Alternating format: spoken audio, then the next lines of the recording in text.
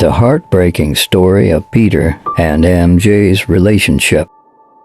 The tale unfolded on an ordinary day, as Peter gallantly accompanied MJ to her apartment following a morning exercise routine. As he prepared to bid her farewell and depart, MJ abruptly seized his hand and expressed her desire for him to remain, suggesting that they take the next step and cohabitate. While Peter was certainly interested, his current predicament was less than favorable. Nevertheless, MJ used her persuasive charm and eventually convinced Peter to acquiesce to her request. Suddenly, a brilliant beam of light shone outside the window, revealing the outline of a man. The luminosity consumed the room as a voice beckoned Peter to join him. The enigmatic figure shattered the window and entered the room. MJ tightly clutched Peter's hand as he questioned whether the man had mistaken him for someone else. The man retorted, informing Peter that the path of blood had led him to this moment. Peter was, in fact, the sun-blooded crown priest, and his death would precipitate the end of all things and usher in the final sacrifice. Peter lunged at the man, but his attack was deflected by the man's extraordinary ability, which sent Peter careening into a wall. The man then seized MJ's hand, and as she studied the markings on his body, a luminous yellow aura emanated from him. She experienced a vision of the man drowning the world in blood. Distracted by her premonition, Peter threw an object at the man's face and shoved him out of the apartment, causing him to plummet to the ground below. Subsequently, Peter donned his Spiderman attire and shot a web into the man's mouth. As he continued to speak about the impending sacrifice, Peter pummeled the man ferociously, enraged that he had destroyed MJ's home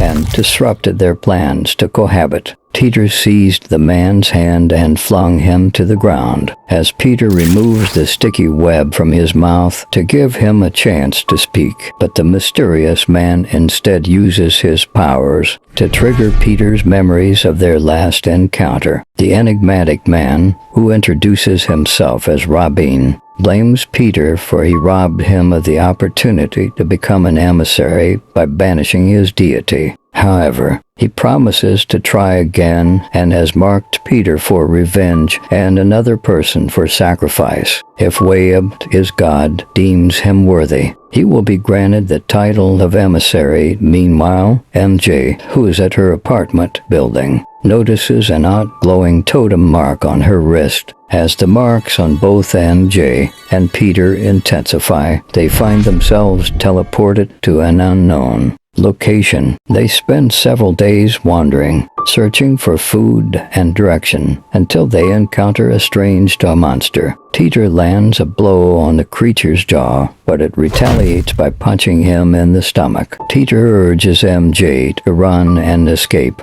but she bumps into a stranger who saves her from the monster's attack. The mysterious man eliminates the toe monster with a gunshot and takes MJ and Peter to his residence, which is adorned with totem symbols. The man reveals that his technology is based on the totems, and that he works for Dr. Rabin, the person who sent Peter and MJ to this unknown place. Rabin leads a team that is unlocking the powers of quantum symbology, and the man explains to MJ and Peter how this new technology can create matter and achieve perpetual motion. They have found the cheat code, but only the emissary understands that they are communicating with higher beings. Peter takes notice of the stranger's peculiar technology and inquires about it. The man explains that it is a spider symbology that is well suited for traversing through various dimensions along quantum strings. However, he admits that he can't seem to make it work and asks Peter if he could take a look at it. Meanwhile, Rabin converses with his deity, Wahab, seeking to repair their bond by means of a sacrifice and sun blood. Afterwards, as Peter tinkers with the spider tech, which has the capability to transport people into different dimensions, MJ expresses her distrust of the stranger and asks him why he is here. He confesses that he had no choice and that he was Rabin's guinea pig. Furthermore, he warns them that they shouldn't be here because, to complete Rabin's ritual, he must first kill Spiderman. Peter deftly finished repairing the spider tech, just in the nick of time, as Wahab stormed into their hideout, ready to attack. Wahab wielded his ability to create a bright yellow circular portal, plunging his hands inside to snatch Spiderman. Meanwhile, the mysterious man snatched Peter with an octopus tentacle tech, but Peter quickly instructed them to use the spider device and teleport back to New York. However, just as Wahab was about to seize Peter, MJ appeared and whisked him away instead.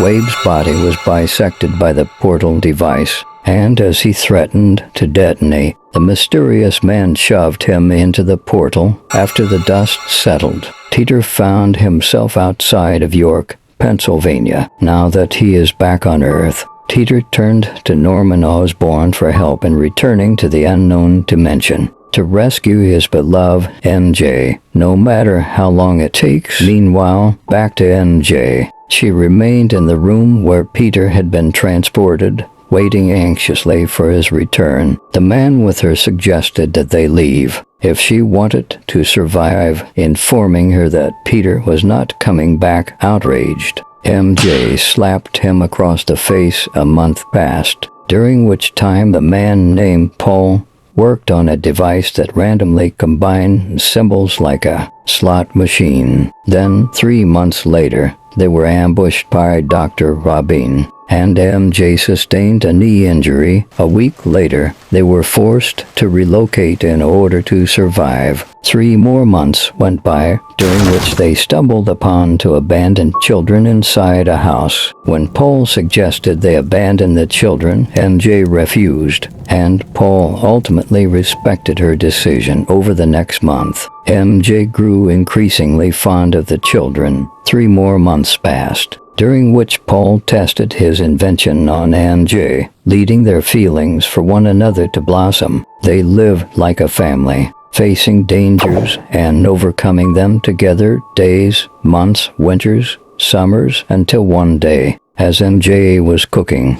Rabin suddenly burst into their home, intent on taking her as his final sacrifice. MJ hurled their food at him while Paul tackled Rabin, buying MJ enough time to use Paul's invention, the slot machine. Depending on the outcome of the machine's spin, the power it unleashed could be incredibly potent or relatively weak. In this case, MJ conjured up a power that created cotton candy. As MJ lay defeated, Rabin poised the blade of decay over her heart, ready to turn himself into Wahab. But just then, a blinding light filled the room, and Peter reappeared. He lunged at Rabin, but found him surprisingly powerful. Despite this, Peter's return seemed to give Rabin pause. In the end, it was Paul who dealt a fatal blow, stabbing Rabin in the back. Finally reunited with MJ, Peter held her tightly and asked if she was okay, but much had changed since he'd last seen her. 2 children and Paul, the man he'd met before, were now a part of her life, her family. Peter took them all home, but his relationship with MJ was more complicated than ever. She had resigned herself to never seeing him again and had moved on. Though Peter had never given up on her, MJ had found someone else. She apologized to Peter and told him she wouldn't leave Paul. Heartbroken, Peter walked out of the hospital, lost in thought. It was time for him to find a new way to let go of the past, but there was a price to pay, a weight that threatened to crush him. The sound of screaming and violence echoed in his mind, and he felt the rending of cloth and flesh. And yet, in the end, there was only silence, the acceptance of what had happened.